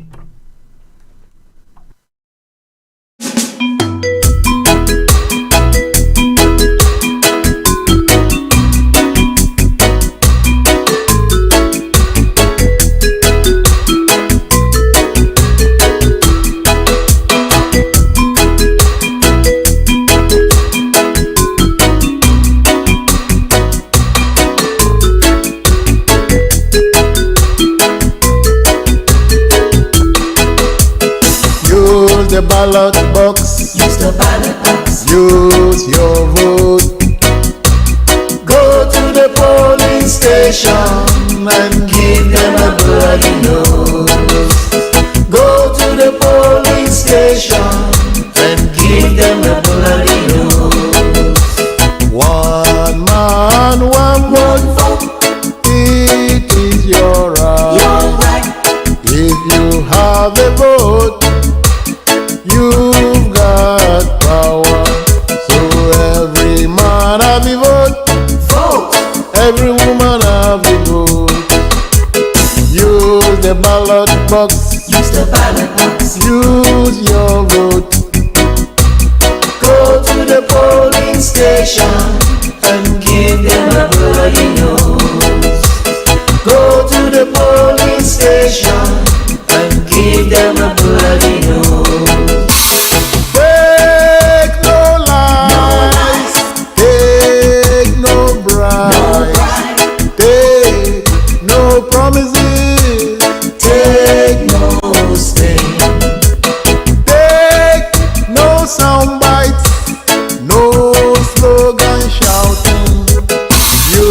the ballot box. Use the ballot. Okay, listeners, this Starr Radio UK. Well, those of you going to the elections in Ghana and other places, you got to use the ballot boxes there. But don't you worry, I'll bring you this music at the tail end of the program. So just stay with me. Don't you go away. But for now, we have to go to a pre-recorded of the Money Hour with the money man himself, Mr. Tabiri. And today we are looking at some scams that seem to be going on. And what do you think about all that? Scams. And just stay tuned and let's hear him. Good afternoon to you, Mr. Tabiri. Good afternoon, Archie. Lovely to be speaking to you again this afternoon. Yes, so lovely to have you on. How are you doing, sir? I'm good, very well. The weather has improved over the last few days or week or so. So trying to enjoy it as best as I can. Okay. Yeah, okay. So he's enjoying the sunshine. While some people are crying, some people are enjoying, you see. Well, that's life. All right then. So please, what are we looking at today? Today, just want to pick up on a conversation we started having a couple of weeks or so ago. Mainly around the issues of scams. Yeah. Scams, be it online scams, email, text. A lot of people get these emails or voicemail messages, purporting to be from HMRC regarding tax issues and all that. I want to delve into what some of these scams are, what people have experienced, how to spot them, and maybe if we have time, go on to look at also what to do if you have become a victim. Yeah. Okay. The other time when I spoke about when we were discussing, I did talk about the friend's wife who was scammed. I mean, when they received a call from the an alleged HMRC call saying that her tax something wasn't right, and then the person, the husband wasn't in, so you went to the panic frenzy, and then the next moment paid up to £2,000. Oh dear. So when the husband came and they said, they called, they said after blah blah blah, and there's complaint. The husband said, no, it's a scam. Oh my but God. She'd already parted with that money. I don't know whether she's managed to reclaim that money. And this morning, interestingly, whilst I was getting myself ready, I saw that I was expecting some calls. Then I saw that this number, I don't know it. Let me pick up. They said, your NI number has been used, blah, blah, blah, blah. You have to. I was waiting patiently because I wanted to really talk to them. I pressed 1 and then they didn't. Then I decided to just hang up. Now, so it is something that is going on that if you are not, if you don't take care, you might fall prey to it, and it will be. So what are some of these scams going on so that some of our listeners will know, those who don't know will know, and those who were not part of the program the last time we had a conversation on that will know as well. Yeah, so first of all, I think is the first thing to establish is that HMRC will never contact you and ask you for your bank details or your personal information, or send you notification by email or text for things concerning tax rebates or refunds or personal payment information. HMRC will never do that. And if they have to contact you by phone, usually or email, they would quote your tax reference number. That's right. That is something that these scammers do not have. And so they will not be able to put it in a text or in an email. Some of these contacts come, as you've described, some of the contacts, the scams we've had so far, either by text, and it will tell you you have a tax refund for this year, blah blah blah, and that contact us on this number or click 1, and then to contact us. And then once you contact them, they'll start to have the conversation with you, and they'll try to retrieve bank details, or sometimes in certain cases they manage to get people to hand over money to get their tax refund. most common as well sometimes are emails, and then you'd get an email with and then in the email it has hmrc.gov.co something. It looks very realistic. If you are not very careful, it can catch anybody out. Also about refunds or tax rebates, and telephone calls have been coming in. We've seen the telephone calls coming where sometimes, as you described, they threaten you basically that you're going to go to jail or something, a tax fraud associated with your accounts or NI number. So we know all those kind of things are going on. Well, listeners, if you don't know, now you know. Maybe you have some questions, maybe you had some experience and you want to share with us, or you want advice, as Amani Man is saying that, well, if you've fallen prey to that as well, we will be advising you maybe what you can do to do that. So, Mr. Tabiri, how do somebody spot this? Assuming somebody's gotten an email from HMRC, you look at initially at a quick glance, you can just say, oh, this is an email from HMRC. But when you're going to reply it, you can see that those of us who scrutinize this will find out that no, that address there, clicking on it doesn't go to the HMRC. Now, how will other people spot that out, sir? Yeah, so you first of all check the email address carefully. What the scammers try to do is that they would set up an email address, sometimes even it's a Gmail or a Hotmail account with HMRC somewhere in between. So if you don't check the email address correctly, you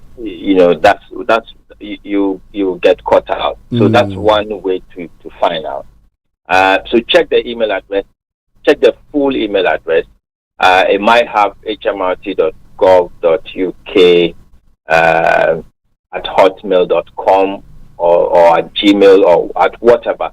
But the email address of HMRC is not a Google account. It's a gov.co.uk account. Yeah. So it should be very easy. Yeah. Okay. You could also they sometimes take images from HMRC website, the logos and things like that, just to make it a bit more convincing. So look at it carefully. If you see an original image, sometimes the image is very poor quality, and you can see that this has been adapted from somewhere.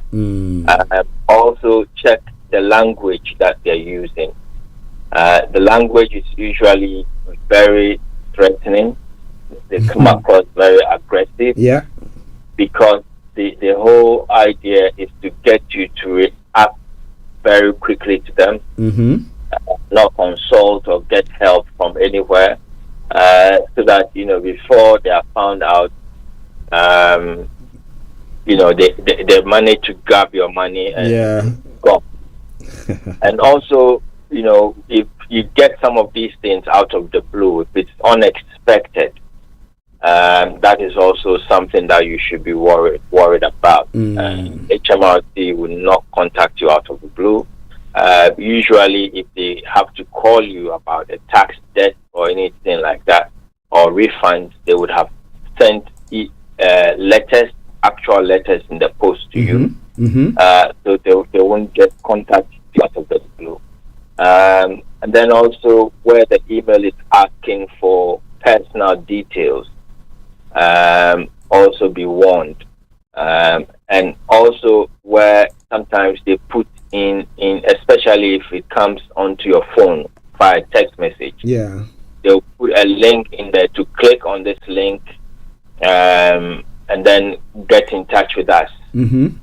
Please don't click on any of such links, because they may have malware in those links, where they may take control over your phone and be able to access your bank accounts on your phone, or access your details, passwords, etc. that you have on your account, and take over completely. So those are the things that you need to watch out for. Okay. Listeners, Star Radio UK, Money Hour with our money man, Mr. Dan Tabiri, CEO of GI Accountancy Services. Now, you have any issues pertaining to your accounting, name it, from archaeology to zoology, he will solve it out for you. Okay, if it's too tough, he will point you at the right direction. So in the right direction. So what about that? Make sure you listen to him all the time. There are lots of discussions that we've had. If you go to our podcast session, they are all there. Or you go to the Star Radio UK every Friday from 12:30. We have him on, and he's on today. And today we are looking at scams, various scams. Yes. Okay. Now, so. Let me leave it with you, then you can touch on the others and what people can do there as well. Over to you, sir. Yeah, okay, yeah. So before we look at what actions to take if you receive some of these, what we need to note is that when they contact you, usually they use a tax rebate to entice you, get you interested. Especially at this time where people are struggling, with money and worried about their jobs and all that.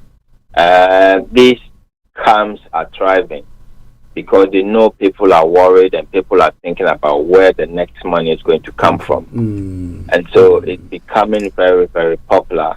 They know that if they entice you with a tax rebate, you will be interested and you would follow their instructions.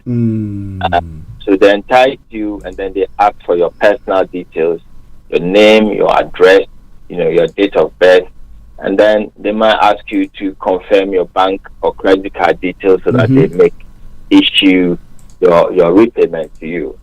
In several instances, they've gotten so many details of people, even their mother's maiden names and all that. And once they get that information, they either use it or they sell that information on to other criminal gangs who use the details for all sorts of things. So as tempting as a rebate may sound, if you're not sure, you're interested, I would say get in touch, find another way to get in touch with. If you receive such communication, get in touch with HMRC and find out about some of these, about the contact, whether it's real or not. If you are not expecting any rebate, like I said, it's very unlikely that out of the blue HMRC will email you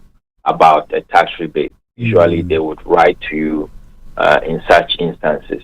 So that's something to watch out for. Tax phishing emails purporting to be from HMRC can happen at any time, but the most common times we see around the tax filing and tax payment deadline, because they know that around those times people expect HMRC contact. So it is another time that we see a heightened rise in the contacts in these scams. And so people need to be aware. So if you get those contacts around tax filing date or deadline, then just be aware or be cautious with that type of contact. Okay. Interesting. So if you receive some of these, like we have discussed, if you receive an email or a text message with a link in it to send you or link you to a website, please don't put any personal details on there. Certainly do not click on the link, because it might have malware in there that would be used to steal information off your phone. So be very, very, very, very cautious about that. Then we've looked at how to spot the signs of the email, that they'll come usually with threatening language, especially the voicemail. Some of them, as I've listened to one where they say, we're sending the police to your door right now and you're going to jail. And you can imagine if you are an older person who is not savvy with all this online text, and you get a phone call on your landline, they target the elderly. And who are living by themselves, and they get some of these calls and they think it's genuine, it's authentic, and then they hand over lots of their savings to these groups. So it's a very, very serious matter. Do not share any personal details online.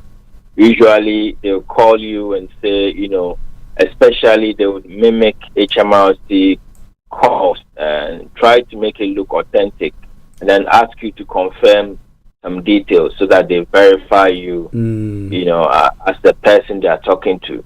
That is a way in which they used to take details of you. So, for example, if you've got a password, HMRC will never ask you to confirm all of your passwords. If at all, they would ask you to confirm some letters or some digits in the password. You are aware of that. If they ask you to confirm your password, know that it's a scam. Do not give any information away easily. Now, if you come across any of these scams, HMRC have opened a portal or telephone number for people to report these suspicious calls, text or emails that they receive. If you forward it on to HMRC, they will look into it and try and get to the bottom of it, and hopefully to stop the scam or stop these people, duping people and stealing our money. So if you have managed to identify them as a scam, then you report it to HMRC. If you have fallen victim to the scam, then your only course of remedy is to report it to Action Fraud. So call the Action Fraud hotline or report it online.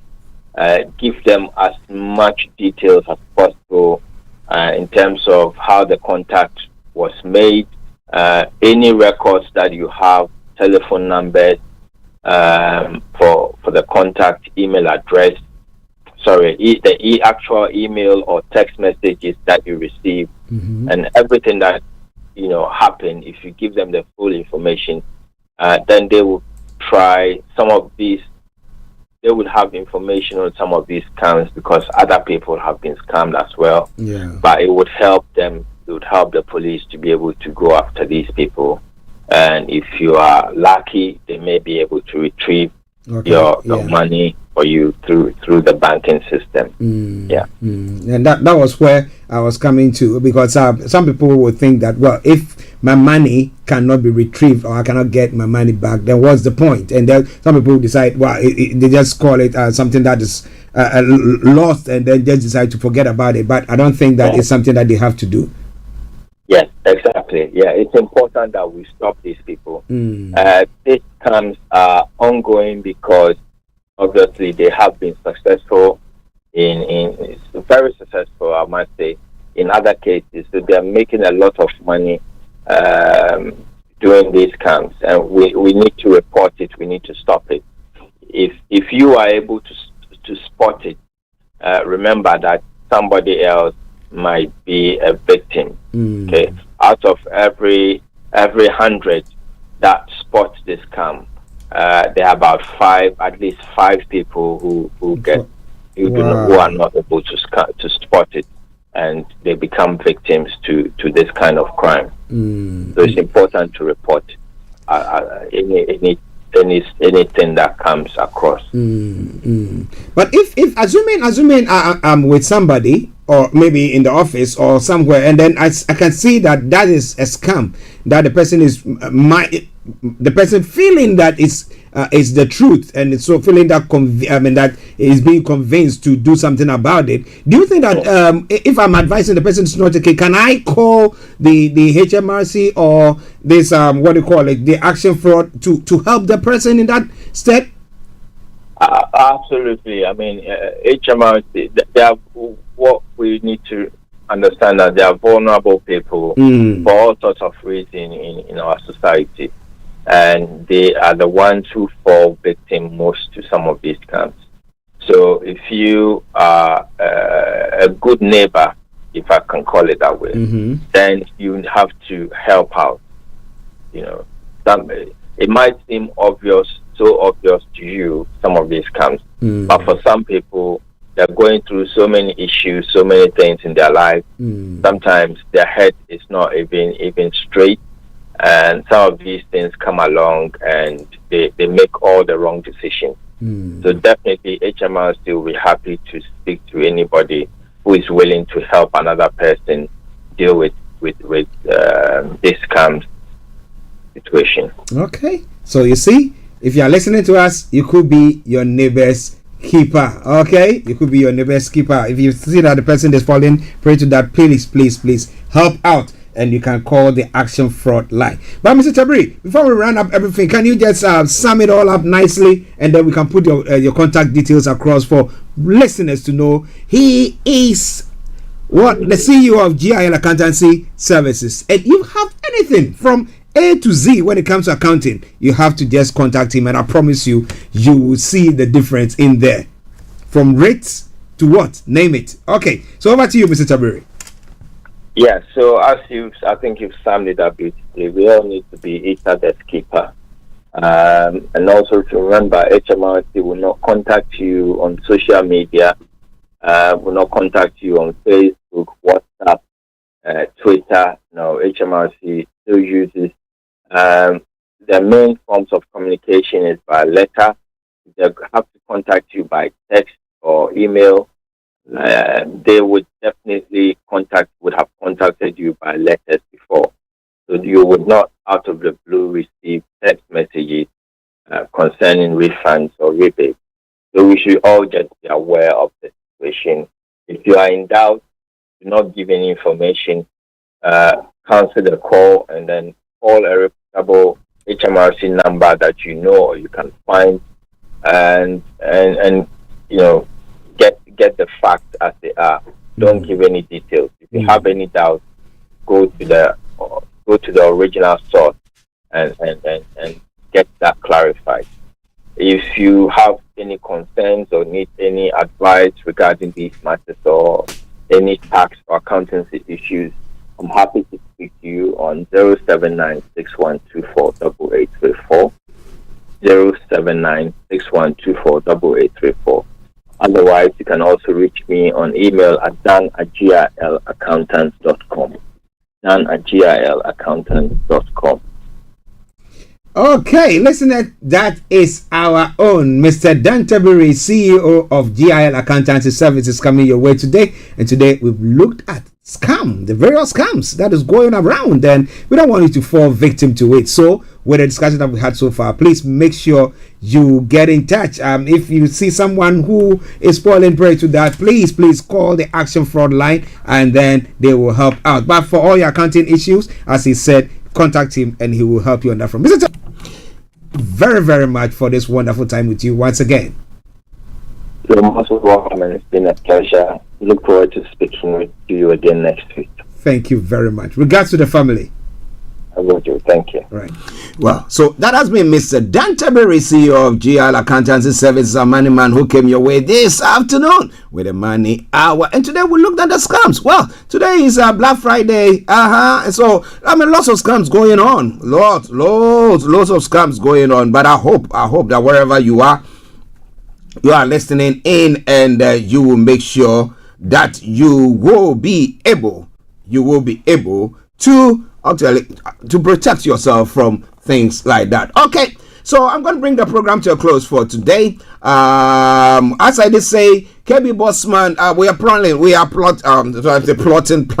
whichever is appropriate, to bring you a special program pertaining to a special program pertaining to the what do we call it?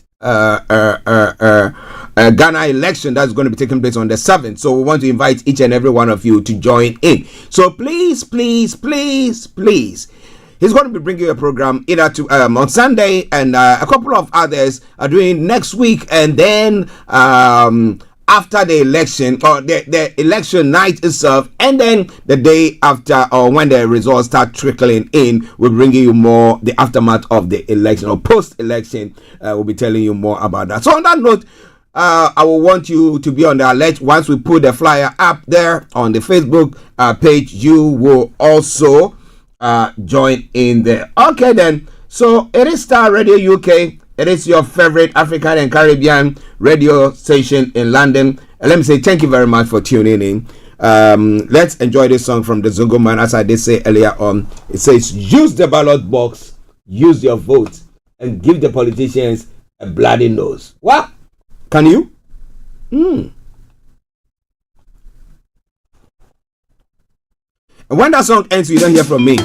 Then it's been me, Archie, saying have a top of the day and a very good weekend. Bye-bye for now.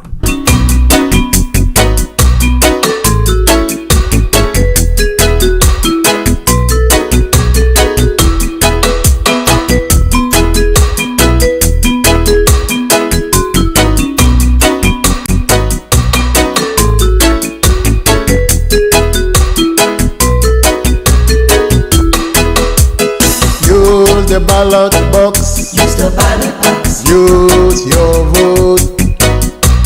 Go to the polling station and give them a bloody nose. Go to the polling station and give them a bloody nose. One man, one vote. It is your right. If you have a vote, you've got power. So every man have a vote. Vote. Every woman have a vote. Use the ballot box. Use the ballot box. Use your vote. Go to the polling station and give them a bloody nose. Go to the polling station and give them a bloody nose.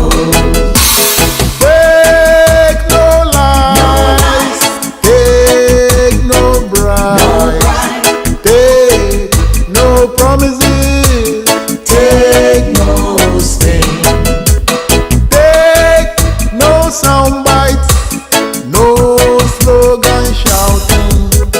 Use the ballot box, use the ballot box, use your vote. Go to the polling station and give them a bloody nose. Go to the polling station and give them a bloody nose.